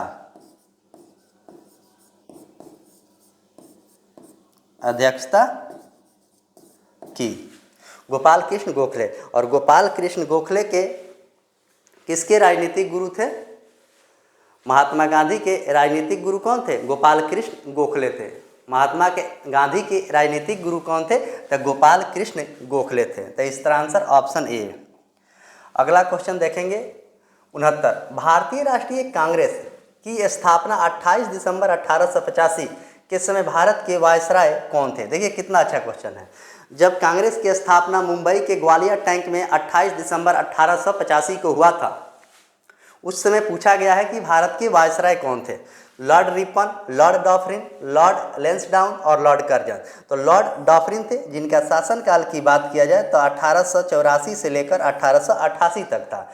रिपन का फिर मैं आपके सामने लिख देता हूँ, 1880 से लेकर 84 तक था। और कर्जन की बात करें तो 1798 से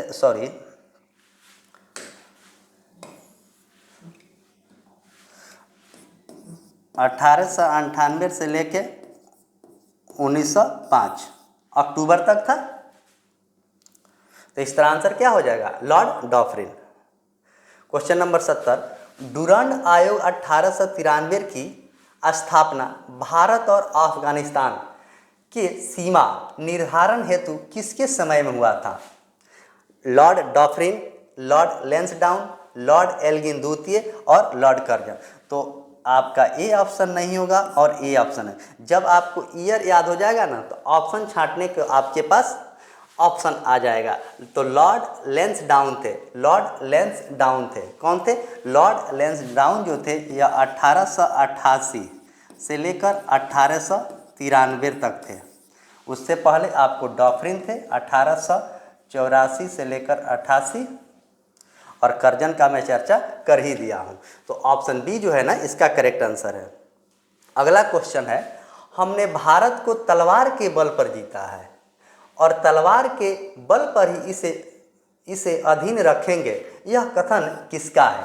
हमने तलवार के बल पर जीता है और तलवार के बल पर ही इसे रखेंगे, यह कथन किसका है? यह बात आपसे पूछा गया है। तो लॉर्ड लिटन का, लॉर्ड एल्गिन द्वितीय का, लॉर्ड कर्जन का और लॉर्ड डॉफरिन का। तो इसका आंसर हो जाएगा ऑप्शन बी, यानी कि लॉर्ड एल्गिन द्वितीय का था। किसका था? लॉर्ड एल्गिन द्वितीय का था। गोपाल कृष्ण गोखले ने किस वायसराय की तुलना मुगल सम्राट औरंगजेब से की थी? किस वायसराय की तुलना की थी? तो देखिए, ये भी क्वेश्चन आप लॉजिक से बना सकते हैं। तो अभी मैंने आपके सामने बताया था कि 1905 बनारस में गोपाल कृष्ण कांग्रेस के अध्यक्ष थे। Lord Dalhousie, Lord Curzon, Lord Lytton और लॉर्ड मिंटो। तो यहाँ पर आपको अगर इन चारों का ईयर याद रहेगा तो आप आंसर दे सकते हैं। तो इसका आंसर क्या हो जाएगा? Option B. यह 1898 से लेके 1905 तक थे। तो इसी को संज्ञा उन्होंने दिया था। किसको दिया था? इसी को संज्ञा उन्होंने दिया था। और डलहौजी के मैं आपके बता देता हूँ फिर 48 से लेके 56, और लिटन की बात करें तो 76 से 80। चलिए, 1905 का बंगाल विभाजन किस वायसराय के कार्यकाल से सबसे विवादित घटना थी? जब 1905 में बंगाल विभाजन हुआ था उस समय कौन से वायसराय थे और सबसे विवादित घटना थी? तो यह जो थे लॉर्ड कर्जन थे। कौन थे? Lord Curzon. ऑप्शन ए इसका करेक्ट आंसर हो जाएगा। लॉर्ड हार्डिंग द्वितीय की बात करें तो इनके शासनकाल में कोलकाता से दिल्ली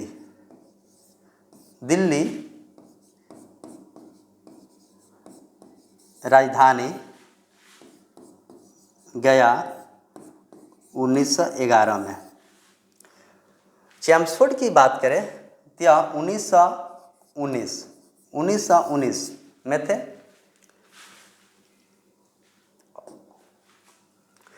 भारतीय पुरातत्व सर्वेक्षण विभाग ASI की स्थापना 1904 के समय किसके समय में हुआ था? भारतीय पुरातत्व सर्वेक्षण विभाग। तो देखिए, ये भी क्वेश्चन आप बना सकते हैं। कर्जन के समय, रिपन के समय, डलहौजी के समय और कर्नवालिस के समय। तो सबका अगर आपको ईयर याद है ना तो आप इसे बना सकते हैं। तो इसका आंसर क्या हो जाएगा? ऑप्शन ए इसका करेक्ट आंसर हो जाएगा। सबका मैंने आपको ईयर बताया है। कर्नवालिस जो है 1700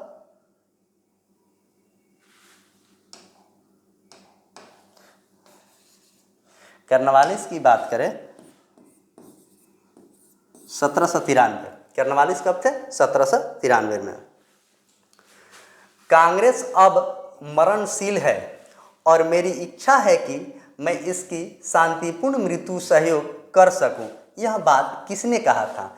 क्वेश्चन क्या पूछा कि कांग्रेस अब मरणशील है और मेरी इच्छा है कि मैं इसकी शांतिपूर्ण मृत्यु से सहयोग कर सकूं, यह बात किसने कहा था? तो लॉर्ड डॉफरिन ने, लॉर्ड कर्जन ने, लॉर्ड मिंटो ने और लॉर्ड लिटन ने।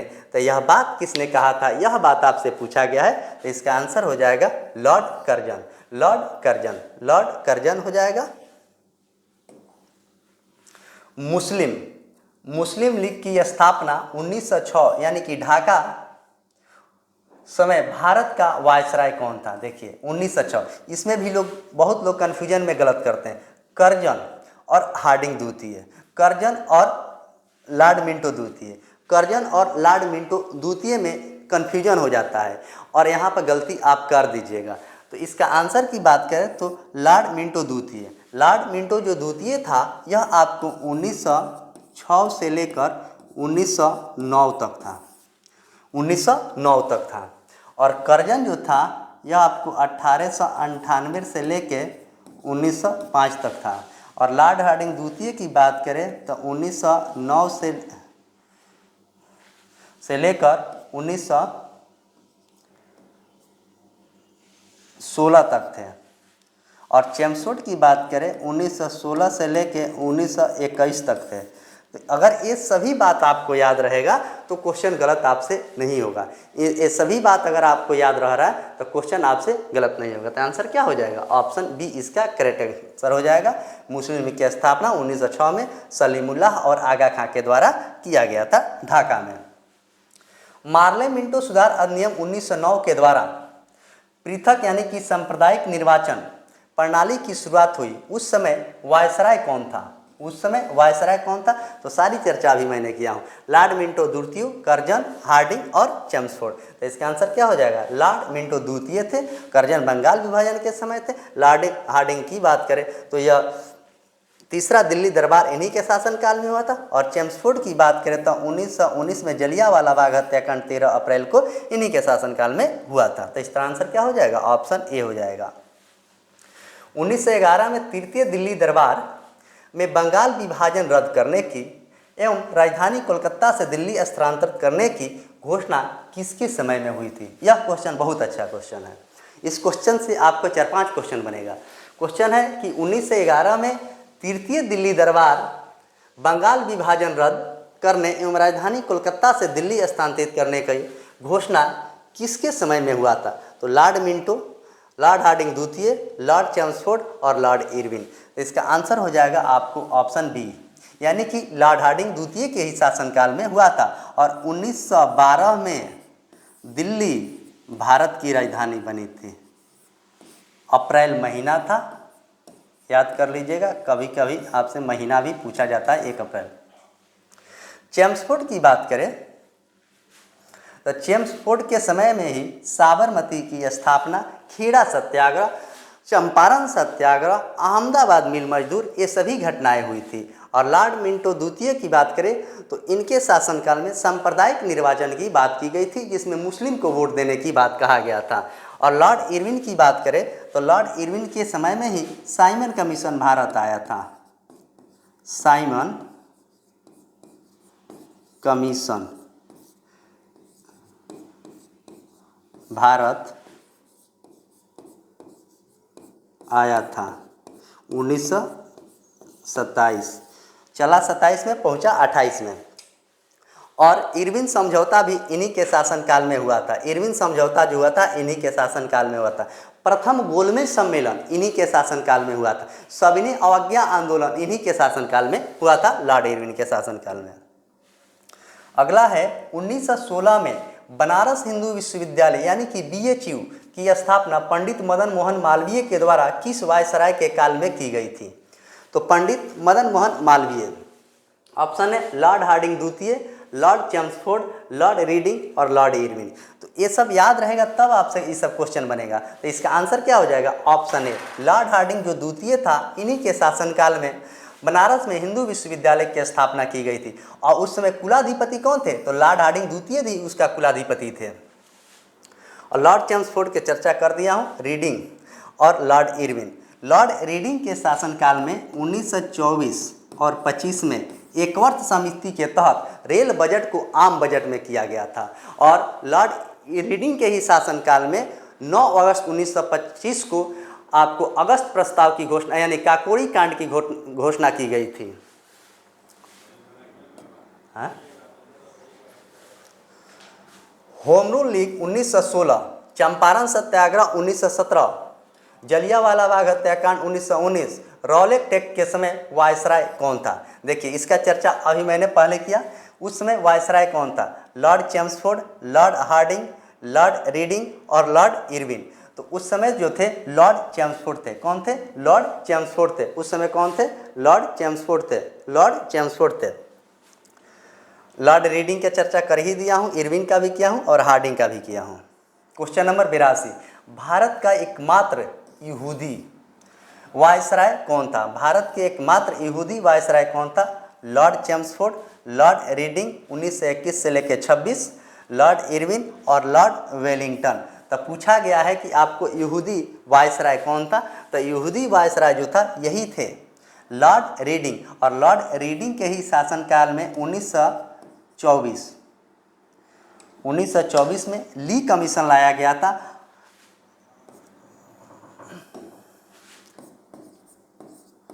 ली कमीशन लाया गया था और ली कमीशन के तहत ही सिविल सेवक की स्थापना 1926 में किया गया था। ये भी बात आप लोग याद कर लीजिएगा। इरविन बता दिया गया है। अगला है चौरी चौरा कांड 5 फरवरी, और किसी किसी किताब में आपको 4 फरवरी भी लिखेगा, लेकिन दोनों ऑप्शन आपको कभी नहीं मिलेगा। चौरी चौरा कांड 5 फरवरी 1922 एवं स्वराज पार्टी की स्थापना 1923 चित्तरंजन दास और मोतीलाल नेहरू के द्वारा किया गया था। उस समय वायसराय कौन थे? तो 5 फरवरी 1922 को चौरी चौरा कांड गोरखपुर में एक जगह है चौरी चौरा स्टेशन, पुलिस में यह कांड हुआ था, जिसमें 146 सिपाही थे, जिसमें मात्र 23 ही बचे थे। तो उस समय पूछा गया है कि वायसराय कौन थे। उस समय वायसराय कौन थे? तो लॉर्ड रीडिंग थे। उस समय वायसराय की बात करें तो लॉर्ड रीडिंग थे। चेम्सफोर्ड की चर्चा हो गई, इरविन की, और लॉर्ड रीडिंग उस समय भारत के वायसराय थे। काकोरी ट्रेन डकैती 9 अगस्त 1925, मैंने सबका चर्चा किया हूँ कि घटना काकोरी ट्रेन डकैती के समय के घटना भारत के वायसराय कौन थे? भारत के वायसराय कौन थे?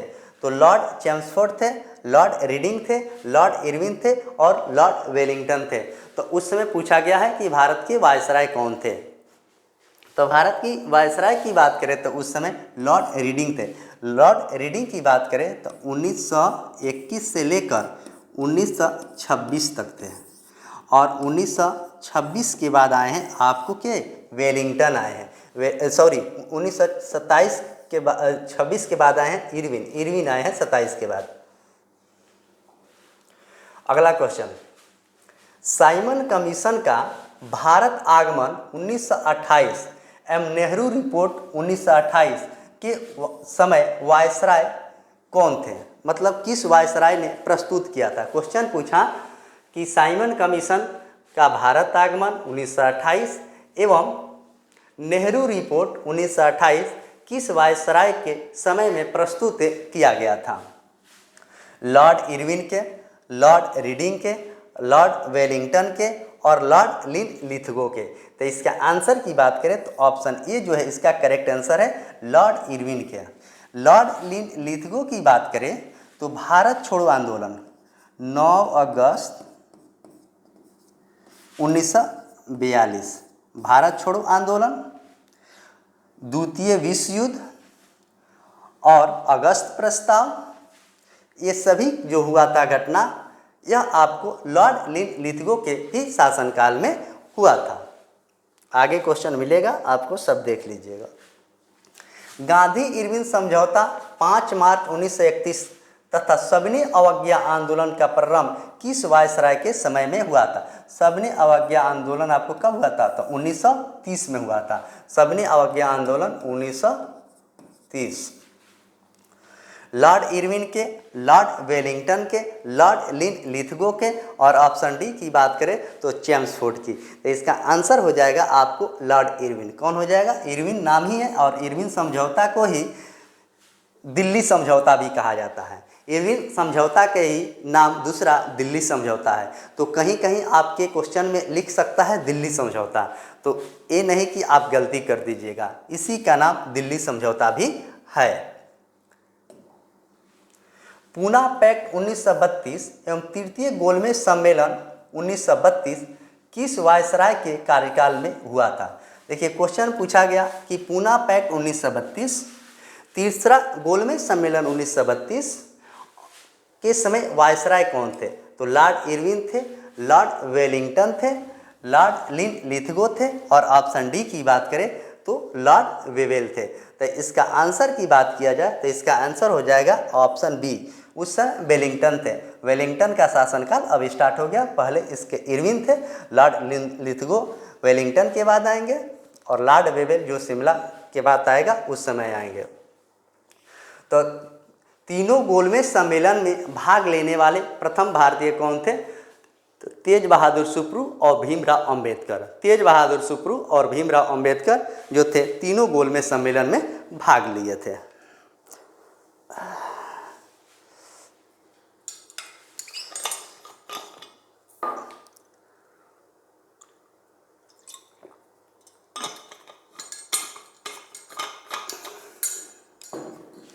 आइए अगला क्वेश्चन देखते हैं, क्वेश्चन नंबर 87। भारत शासन अधिनियम 1935 के तहत 1937 में प्रथम प्रांतीय चुनाव किस वायसराय के काल में संपन्न हुआ था? बहुत अच्छा क्वेश्चन है। भारत शासन अधिनियम 1935 के तहत 1937 में प्रथम भारतीय चुनाव किस वायसराय के में संपन्न हुआ? Lord Linlithgow, Lord Wellington, Lord Wavell और लॉर्ड इरविन। तो इसका आंसर क्या हो जाएगा? आपको लॉर्ड लिनलिथगो, लॉर्ड लिनलिथगो इसका करेक्ट आंसर हो जाएगा। लॉर्ड लिनलिथगो इसका करेक्ट आंसर हो जाएगा। यह आपको 1942 तक थे, 1935 से लेकर 1942 तक इन्होंने था। और लॉर्ड वेलिंगटन के चर्चा कर दिया गया है, इरविन के चर्चा कर दिया गया है और बेवेल का भी चर्चा आपको कर दिया गया है। अगला है द्वितीय विश्व युद्ध 1 सितंबर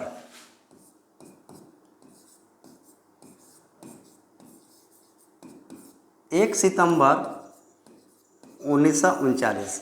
1 सितंबर 1939 को प्रारंभ था तथा अगस्त प्रस्ताव 1940 किस वायसराय के समय में लाया गया था?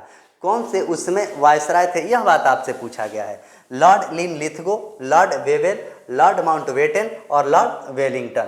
तो इसका आंसर क्या हो जाएगा? लॉर्ड लिनलिथगो, लॉर्ड लिनलिथगो थे।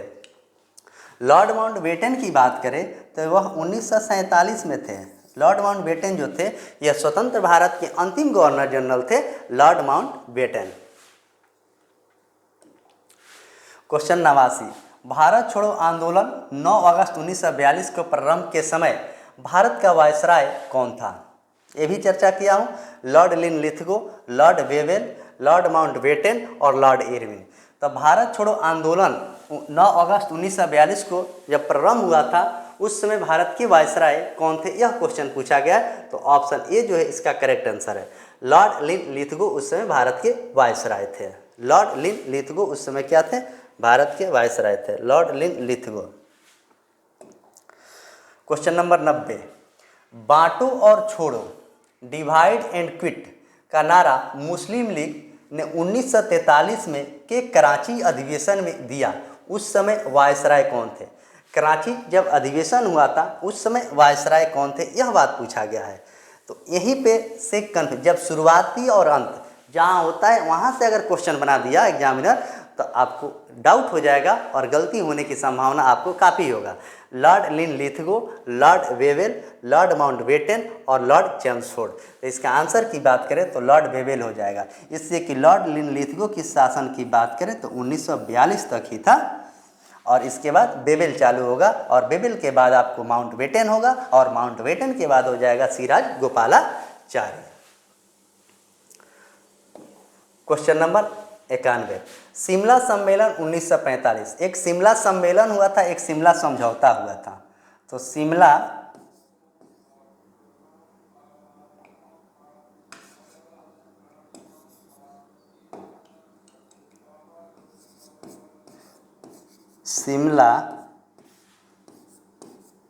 समझौता, शिमला समझौता जो हुआ था यह आपको 1972 में हुआ था। शिमला समझौता कब हुआ था? 1972 में। और शिमला सम्मेलन कब हुआ था? 1945 में। शिमला सम्मेलन 1945 एवं कैबिनेट मिशन 1946 का भारत आगमन किस वायसराय के समय में हुआ था? किस वायसराय के समय में हुआ था? Lord Linlithgow, Lord Wavell, Lord Mountbatten और सिराज गोपालाचारी। सिराज गोपालाचारी। तो इसका आंसर क्या हो जाएगा? Lord Wavell. लॉर्ड बेबेल के शासनकाल में ये सब हुआ था। आइए, नौसेना विद्रोह 1946 एवं प्रत्यक्ष कार्रवाई दिवस 16 अगस्त 1946 के समय भारत के वायसराय कौन था? नौसेना विद्रोह 1946 एवं प्रत्यक्ष कार्रवाई दिवस 16 अगस्त 1946 के समय भारत के वायसराय कौन थे? लॉर्ड बेवेल थे, लॉर्ड माउंटबेटन थे, लिनलिथगो थे और इरविन थे। तो ये तो आपको होगा नहीं, ये आपको होगा नहीं। बचा आपके पास दो ऑप्शन। देखिए जब कार्यकाल आप याद कर लीजिएगा ना तो ऐसे ही आप ऑप्शन छांट दीजिएगा। तो उस समय थे लॉर्ड बेवेल। कौन थे? Lord Wavell. याद कर लीजिएगा, लॉर्ड बेवेल। अगला है बाल्कन प्लान 3 जून योजना, भारत विभाजन योजना प्रस्तुत करने वाला अंतिम ब्रिटिश वायसराय कौन था? देखिए क्वेश्चन क्या पूछा गया, बाल्कन प्लान 3 जून योजना, भारत विभाजन योजना प्रस्तुत करने वाला अंतिम ब्रिटिश वायसराय कौन था? तो लॉर्ड वेवेल, लॉर्ड माउंटबेटन, सी राजगोपालाचारी और एटली। तो इसमें भी कन्फ्यूजन होता है, तो यह आपको नहीं होगा और यह नहीं होगा, ये तो थे ही नहीं, तो इसका आंसर क्या हो जाएगा?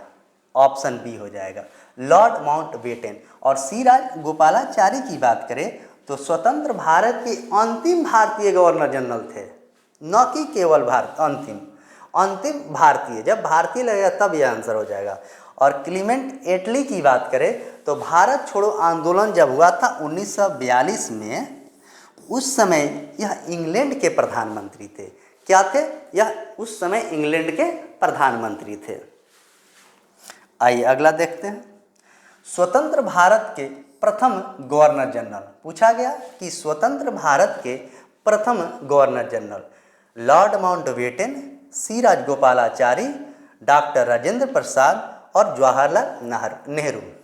तो स्वतंत्र भारत के प्रथम जो गवर्नर जनरल थे वह थे आपको लॉर्ड माउंटबेटन। कौन थे? Lord Mountbatten. Lord Mountbatten. Doctor Rajendra Prasad की बात करें तो यह भारत के प्रथम राष्ट्रपति थे, प्रथम राष्ट्रपति थे। यह 12 वर्षों तक भारत के राष्ट्रपति रहे हैं, 1950 से लेकर 1962 तक। और इनका जन्म बिहार में जीरादेई सिवान में एक जगह है, वहीं इनका जन्म हुआ था। और भारत के एक मात्र ऐसे राष्ट्रपति हैं जिन्होंने लगातार 2 बार राष्ट्रपति रहा है। और लगातार 2 बार राष्ट्रपति रहने की बात जो कहा गया अनुच्छेद 57 में कहा गया है, ये भी बात आप लोग याद रख लीजिएगा। सी राजगोपालाचारी की बात करें तो यह स्वतंत्र भारत के अंतिम एवं भारतीय क्या थे? गवर्नर जनरल थे। और जवाहरलाल नेहरू की बात करें तो भारत के प्रथम प्रधानमंत्री थे जवाहरलाल नेहरू।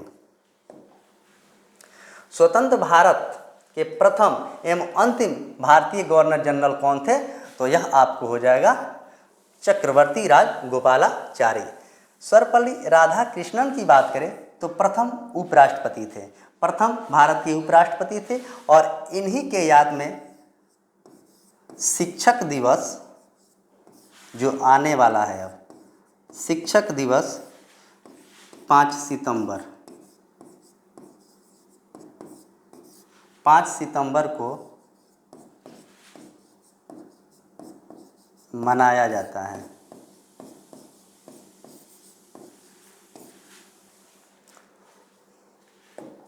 अगला है, लॉर्ड रिपन को भारत में स्थानीय स्वशासन का जनक कहा जाता है।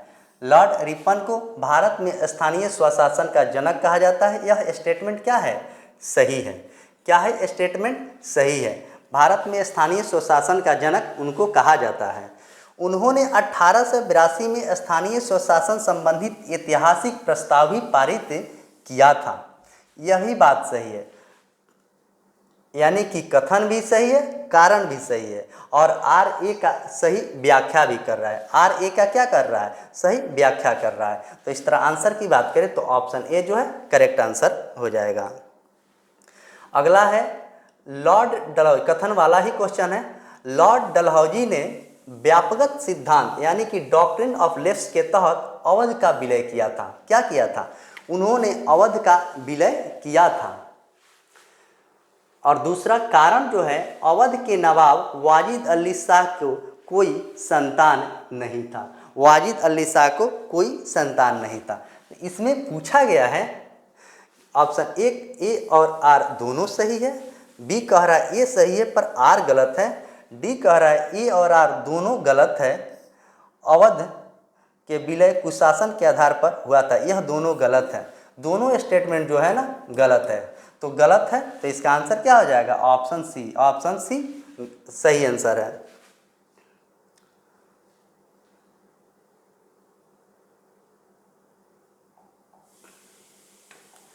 क्वेश्चन नंबर 98, क्वेश्चन नंबर 98 देखेंगे। निम्नलिखित में घटनाओं का कालक्रम अनुसार व्यवस्थित कीजिए।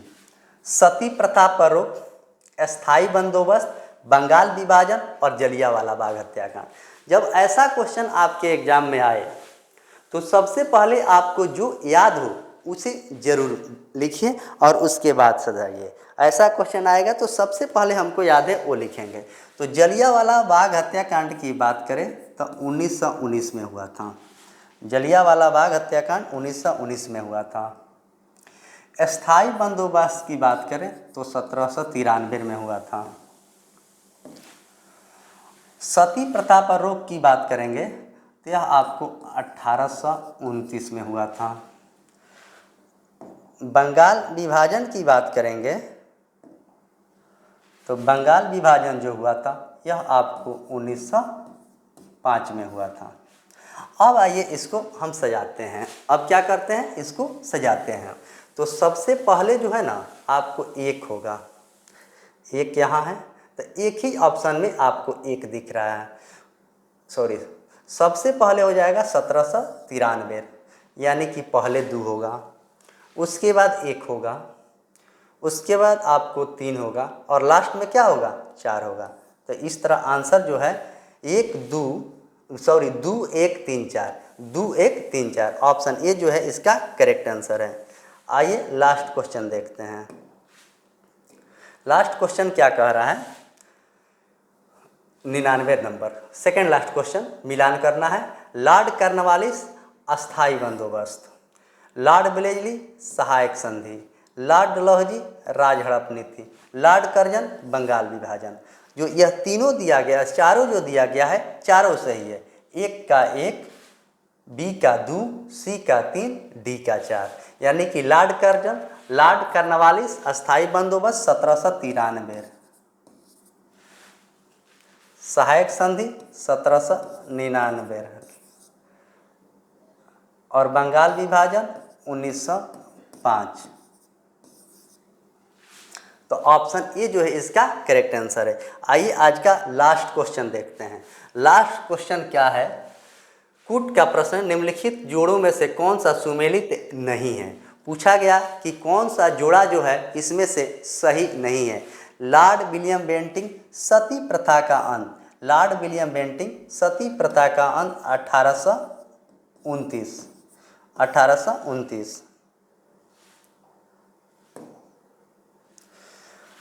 लॉर्ड कैनिंग 1857 के क्रांति के विद्रोह, Lord ripper vernacular press act को लागू करना और लॉर्ड डलहौजी वुड डिस्पैच। तो इसमें क्वेश्चन में आपसे क्या पूछा है, कौन सही सुमेलित नहीं है।